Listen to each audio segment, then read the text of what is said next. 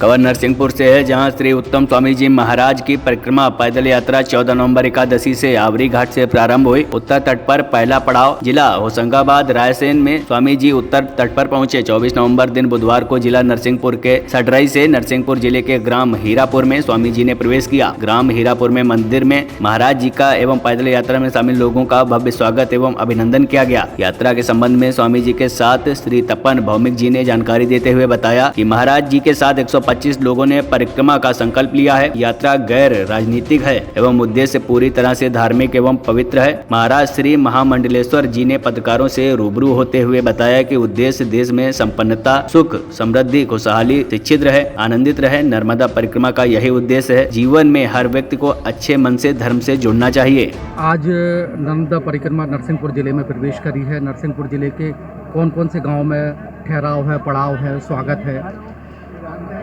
आज नर्मदा परिक्रमा रायसेन जिले के और नरसिंहपुर जिले के संगम में नरसिंहपुर जिला के हीरापुर ग्राम में प्रथम शुरुआत आज हीरापुर ग्राम से हुई है। तो दोपहर की प्रसादी राजराजेश्वरी मंदिर हीरापुर में थी। पैदल मार्ग चलकर बिलथारी ग्राम पहुंच रहे हैं, तो रात्रि विश्राम ग्राम बिलथारी में है। कितने दिनों तक नरसिंहपुर जिले में ये यात्रा रहेगी? ये यात्रा 4 दिन तक नरसिंहपुर जिले में उत्तरी अभी चलेगी। इसके बाद महाकौशल जबलपुर में पहुंचेगी, उसके बाद डिंडोरी मंडला में आएगी और उसके बाद फिर महाकौशल आएगी। इसके बाद फिर नरसिंहपुर जिले के 5 पड़ावों पे फिर आ जाएगी। यात्रा कब से प्रारंभ हुई, कब तक चलेगी? तारीख 14 अभी इसी महीने की 14 तारीख से आंवली घाट से यात्रा का शुभारंभ हुआ है। आंवली घाट पे वहाँ से होकर सीहोर जिला में आई। 3 पड़ाव सीहोर जिला के थे, 4 पड़ाव जिला रायसेन के थे और अब नरसिंहपुर में प्रथम दिन है। हीरापुर में गाडरवारा से कौन कौन से लोगों ने महाराज जी का स्वागत किया? हीरापुर से लगभग समस्त ग्राम वासियों की ओर से स्वामी जी का पादिका पूजन और स्वामी जी का पूजन हुआ। सभी परिक्रमा वासियों का भी पूजन हुआ, प्रसादी हुई। और अब ये हम करौंदी घाट पर करौंदी ग्राम में स्वागत के लिए रास्ते में लोगों ने स्वागत रखा है, वहाँ रुके हुए हैं। बहुत बहुत धन्यवाद जी। महाराज जी, ये जानना चाहते हैं कि नर्मदा यात्रा कब से प्रारंभ हुई, कितने लोग साथ में चल रहे हैं, यात्रा का उद्देश्य क्या है? अभी हमने 14 नवंबर से यात्रा चालू की है। 182 लोग हैं। 1 मई तक यात्रा चलेगी। मैं आपके माध्यम से सभी देशवासियों को निमंत्रण देता हूँ कि 1 तारीख को पूर्णाहुति रहेगी। सभी लोग वहाँ उस पूर्णाहुति में आई हैं। 108 कुंडी यज्ञ रहेगा। सभी का सहयोग और सभी का समर्थन के साथ ही माँ नर्मदा जो जीवन में धर्मयुक्त जीवन मनुष्य के जीवन में सुख देता है और अधर्मयुक्त जीवन ही दुख देता है।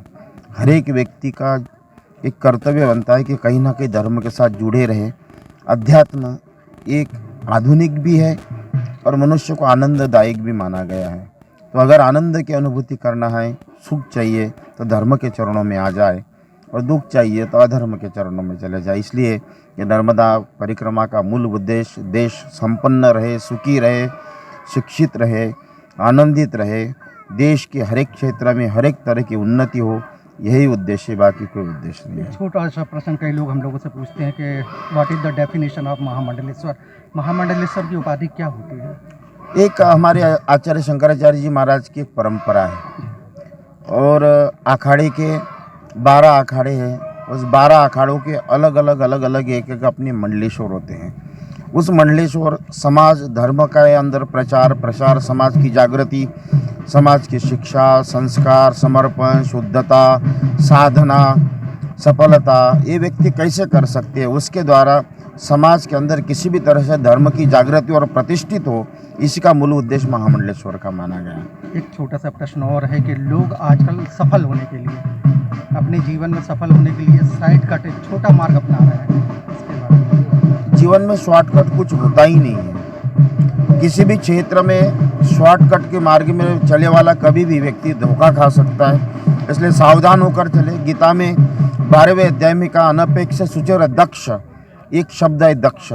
दक्षता के साथ, विवेकता के साथ किया हुआ हर एक कर्म मजबूत और आनंददायक माना गया। शॉर्टकट ढूंढने के चक्कर में हर एक व्यक्ति कभी भी अपने आप में जितना जल्दी फास्ट ऊपर चढ़ता है उतना फास्ट नीचे उतरता है। इसलिए छल कपट झूठ से आया हुआ जो सफलता वो लंबा नहीं चलता है। दारू की ताकत जल्दी आती और दूध की ताकत धीरे धीरे आती। यही जीवन का शॉर्टकट और साधनात्मक दृष्टि का इधर है। 6 प्रदेशों के लोग चल रहे हैं, मध्य प्रदेश, राजस्थान, उत्तराखंड, महाराष्ट्र और आपके पश्चिम बंगाल और गोवा। इस प्रकार से 6 स्थानों से ये लोग चल रहे हैं। हमारे यशस्वी मुख्यमंत्री शिवराज सिंह जी चौहान की जो विधानसभा है, बुधनी विधानसभा, उस अकेली बुधनी विधानसभा से 68 लोग इस यात्रा में चल रहे हैं। 41 इस यात्रा में महिलाएं हैं। इस यात्रा की दूसरी विशेषता कि 19 साल से लेकर के 86 साल तक के लोग इस यात्रा में हैं। 86 साल बहुत बड़ी उम्र होती है, वे भी हमारे साथ पैदल चल रहे हैं।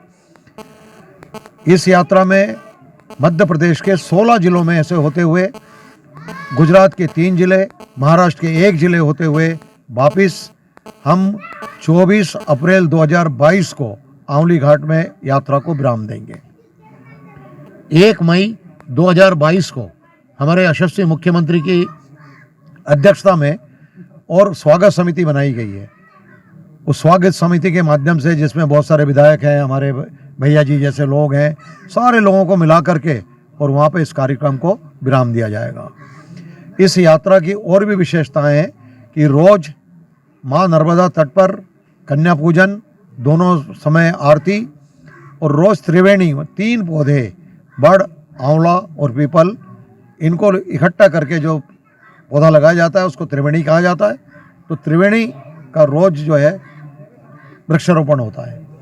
स्वामी जी के मुखर वृंद से और नित्य प्रति नर्मदा पुराण रोज सायंकाल सुनाया जाता है। सभी हमारे यात्री नीचे भूमि शयन करते हैं, पैदल चलते हैं, सफ़ेद वस्त्र धारण किए हुए हैं। ये हमारी यात्रा की कुछ विशेषता है। साथ में माँ नर्मदा के लिए और माँ नर्मदा के प्रति ज़्यादा से ज़्यादा लोगों के हृदय के अंदर और आस्था बढ़े, इसके लिए हम अलग अलग जगहों पे अलग अलग प्रकार के कार्यक्रम कर रहे हैं। वो मैं बताना आपको आवश्यक समझूंगा। जबलपुर में 2 तारीख को हम पहुंच रहे हैं ग्वारी घाट में। वहाँ पे 2000 दिव्यांगों का, आप लोग भी आमंत्रित हैं, सारे पत्रकार बंधु आप आइए। 2000 दिव्यांगों को एकत्रित करके नर्मदा की महिमा उनके बीच में बताया जाएगा। ये कुछ विशेष कार्यक्रम है। उसके बाद जो है बड़गांव करके एक स्थान है, बड़गांव में आदिवासी सम्मेलन है, वनवासियों का बड़ा सम्मेलन होगा। बड़गांव से फिर हम चलेंगे अमरकंटक। अमरकंटक में वनवासी क्षेत्र में जो लोग काम करते हैं, सामाजिक कार्यकर्ता, उनका सम्मेलन होगा। वापसी में जब हम नरसिंहपुर आएंगे तो नरसिंहपुर में विशाल किसान सम्मेलन होगा। नरसिंहपुर से हम जाएंगे होशंगाबाद। T1 इंडिया न्यूज के लिए नरसिंहपुर से सरनेमा की रिपोर्ट। देखते रहिए TV1 इंडिया न्यूज। नमस्कार। और TV1 इंडिया न्यूज की खबरों को ज्यादा से ज्यादा शेयर करें और चैनल को सब्सक्राइब जरूर करें।